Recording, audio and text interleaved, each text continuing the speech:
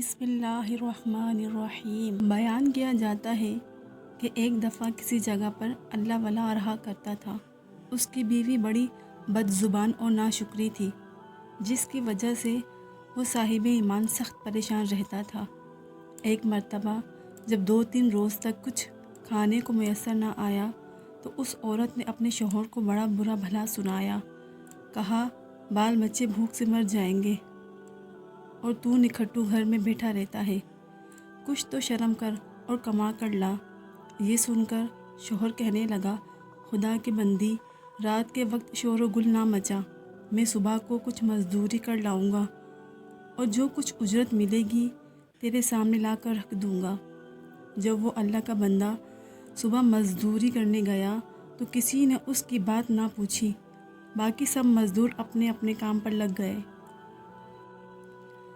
جب اس بندہ خدا نے یہ حال دیکھا تو جنگل میں جا کر عشاء تک ذکر الہی میں مشغول رہا اور رات کو چپکے سے گھر جا کر پڑا کہ خالی ہاتھ دیکھ کر خدا جانے عورت کیا طوفان برپا کرے گی۔ صبح اٹھ کر پھر کہیں سے مزدوری کر لاؤں گا۔ رات کو جب عورت کی آنکھ کھلی تو کہنے لگی، میاں اب تک کہاں تھے اور کیا کما کر لائے ہو؟ اس نے جواب دیا، میں نے جس کی مزدوری کی ہے وہ بڑا رحیم و کریم ہے، اس نے کل کو مزدوری دینے کا وعدہ کیا ہے۔ اس پر عورت نے چلا کر کہا، ہمارے بال بچے بھوک سے مر رہے ہیں اور آپ وعدے کرتے پھرتے ہیں۔ پھر صبح کو وہ شخص مزدوری کے لیے گیا، مگر خدا کی شان پھر بھی کسی نے نہ پوچھا اور وہ مجبور ہو کر اسی مقام پر جنگل میں عبادت الہی میں گریہ زاری میں عشاء تک مصروف رہا۔ پھر رات کے آدھے پہر جب ڈرتے ڈرتے گھر گیا تو وہ عورت کہنے لگی، دونوں دن کی مزدوری لائے ہو؟ اس بیچارے نے گھبرا کر کہا، آقا نے کل تینوں دن کی مزدوری دینے کا وعدہ کیا ہے۔ یہ سن کر عورت آگ بگولا ہو کر کہنے لگی، اپنا بھلا چاہتے ہو تو صبح تینوں دن کی مزدوری لے آنا، ورنہ اپنا منہ نہ دکھانا۔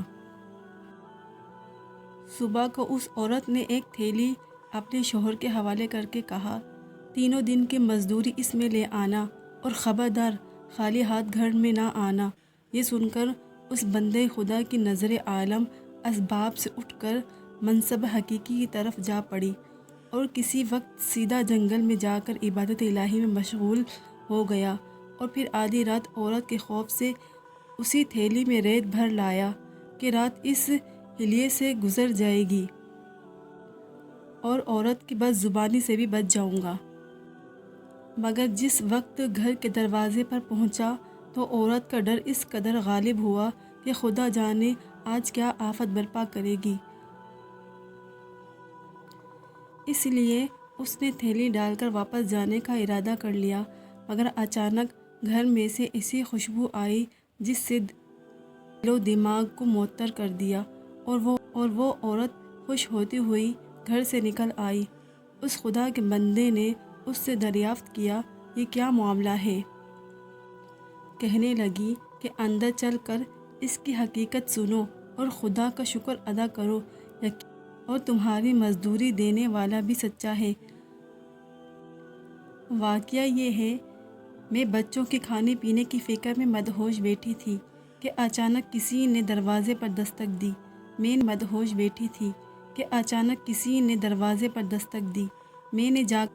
میں نے جا کر دیکھا کہ ایک سبز پوش دروازے پر کھڑا کہہ رہا ہے، لے لے اپنے شوہر کی 3 دن کی مزدوری اور اب اس کو کچھ ایزا نہ دینا، اور اس سے کہہ دینا کہ جس قدر تو نے مزدوری کی تھی اس قدر گئی ہے، زیادہ کرتا تو زیادہ پاتا، اور آئندہ اپنے شوہر کا خیال رکھنا۔ اور اس نے مجھے یہ تھیلی دی جس میں 50 درہم تھے۔ دم بدم اس کی خوشبو دل و دماغ کو معطر کر رہی ہے۔